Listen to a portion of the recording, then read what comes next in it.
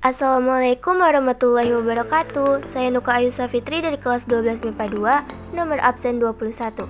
Di sini saya akan mempresentasikan materi biologi bab 1, yaitu pada subbab pertumbuhan dan perkembangan pada tumbuhan. Nah, pertumbuhan dan perkembangan itu apa sih? Pertumbuhan adalah proses di mana terjadinya penambahan ukuran pada suatu tanaman, misalnya penambahan tinggi batang dan penambahan panjang akar. Selanjutnya, perkembangan adalah proses di mana tumbuhan menuju kedewasaan atau pematangan fungsi organ. Hal itu ditandai dengan adanya kemunculan bunga dan buah pada tumbuhan. Jadi, pertumbuhan dan perkembangan itu berbeda ya teman-teman. Maka dari itu, yuk kita bahas perbedaannya.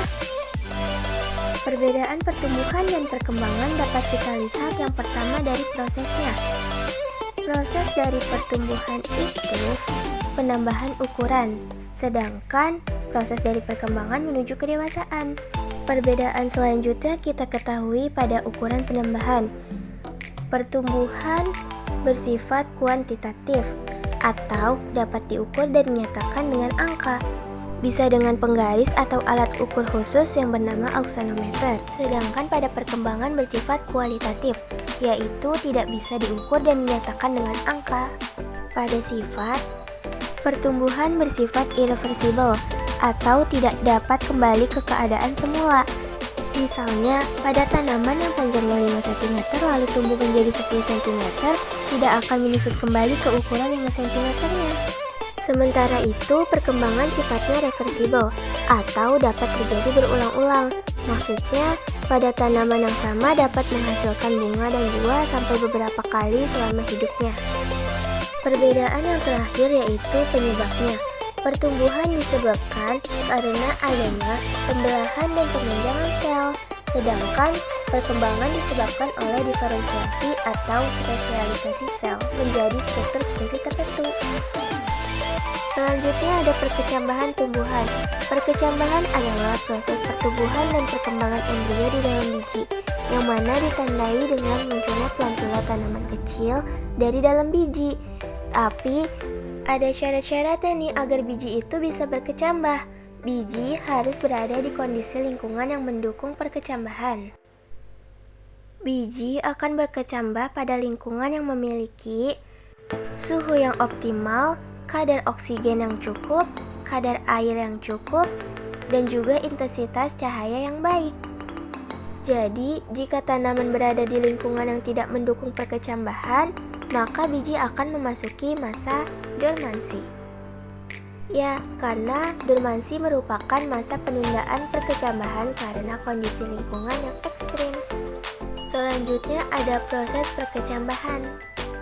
Yang pertama, masuknya air ke dalam biji atau inhibisi air dan testa pecah. Kemudian pelepasan hormon giberellin oleh embrio memicu sintesis dan aktivasi enzim aminase dan protase oleh oleuron. Lalu hidrolisis cadangan makanan dalam kotiledon dan endosperm oleh air dan enzim. Dan yang terakhir, penghasilan energi dari respirasi aerob menggunakan glukosa dan juga oksigen. Pada perkecambahan terbagi menjadi dua macam ya, yaitu perkecambahan hipogeal dan juga perkecambahan epigeal. Yuk kita bahas sama-sama. Perkecambahan hipogeal yaitu perkecambahan yang terjadi pada tumbuhan monokotil dan kotiledon berada tetap di bawah tanah. Hal itu karena pada perkecambahan ini yang memanjang adalah epikotilnya. Sedangkan pada perkecambahan epigeal yaitu perkecambahan yang terjadi pada tumbuhan dikotil dan kotiledonnya berada di atas tanah. Agar bisa lebih mudah untuk mengingat, kita ingat saja bahwa hipo artinya bawah, jadi kotiledonnya di bawah, sedangkan epi itu artinya atas, jadi kotiledonnya di atas. Selanjutnya ada jenis-jenis pertumbuhan-tumbuhan, yang mana terbagi menjadi dua, yaitu pertumbuhan primer dan juga pertumbuhan sekunder. Pertama kita masuk pada pertumbuhan primer. Sebab dari pertumbuhan primer adalah aktivitas meristem apikal. Akibat dari pertumbuhan primer yaitu akar bertambah panjang dan batang bertambah tinggi. Daerah pertumbuhan pada pertumbuhan primer yaitu pada ujung akar dan juga pada ujung batang. Selanjutnya ada pertumbuhan sekunder. Sebab dari pertumbuhan sekunder adalah dari aktivitas kambium. Akibat dari pertumbuhan sekunder yaitu akar dan batang bertambah lebar serta terbentuknya kulit batang dan kayu. Lalu daerah pertumbuhannya terjadi di kambium vaskuler dan juga kambium gabus. Selanjutnya ada zonasi pertumbuhan. Zonasi itu terbagi menjadi 3. Yang pertama ada zona pembelahan atau meristematis, yang mana tersusun oleh sel-sel meristem apikal atau primer. Meristem terdiri dari protoderm, meristem dasar, dan prokambium. Sel-sel aktif melakukan pembelahan mitosis menyebabkan akar bertambah panjang. Yang kedua ada zona pemanjangan atau elongasi. Sel-sel mengalami pemanjangan ukuran dan menyebabkan daerah pembelahan terdorong ke bawah. Yang terakhir ada zona diferensiasi, yang mana di zona ini terjadi diferensiasi sel, protoderm menjadi epidermis, prokambium menjadi jaringan pembuluh di stele, meristem dasar menjadi korteks, dan terdapat rambut akar. Ada 2 faktor yang mempengaruhi pertumbuhan dan perkembangan. Yang pertama ada faktor internal, yaitu pada faktor ini terdapat gen yang berperan sebagai substansi pembawa zat dan mempengaruhi bentuk tubuh, warna bunga, dan rasa buah. Kemudian ada hormon.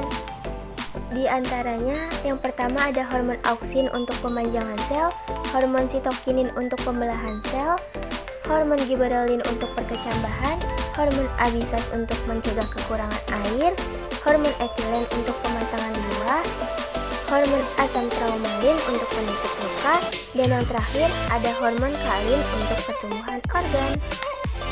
Selanjutnya pada faktor eksternalnya yaitu yang pertama ada nutrisi. Dalam nutrisi terbagi menjadi 2, makronutrien dan mikronutrien. Makronutrien dibutuhkan dalam jumlah yang banyak, yaitu meliputi karbon, oksigen, hidrogen, nitrogen, fosfor, aluminium, sulfur, magnesium, dan kalsium. Sedangkan mikronutrien dibutuhkan dalam jumlah yang sedikit, meliputi besi, mangan, boron, seng, tembaga, nikel, klor, dan molibdenum. Yang kedua ada air. Air untuk perkecambahan, menjaga kelembapan tumbuhan, melarutkan mineral, dan juga untuk fotosintesis. Ketiga ada oksigen, berperan untuk metabolisme sel dan penyerapan nutrisi.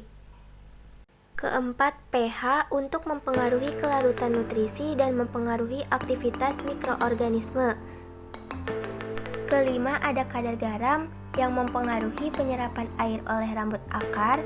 Keenam, cahaya untuk menghambat pertumbuhan dan fotoperiodisme.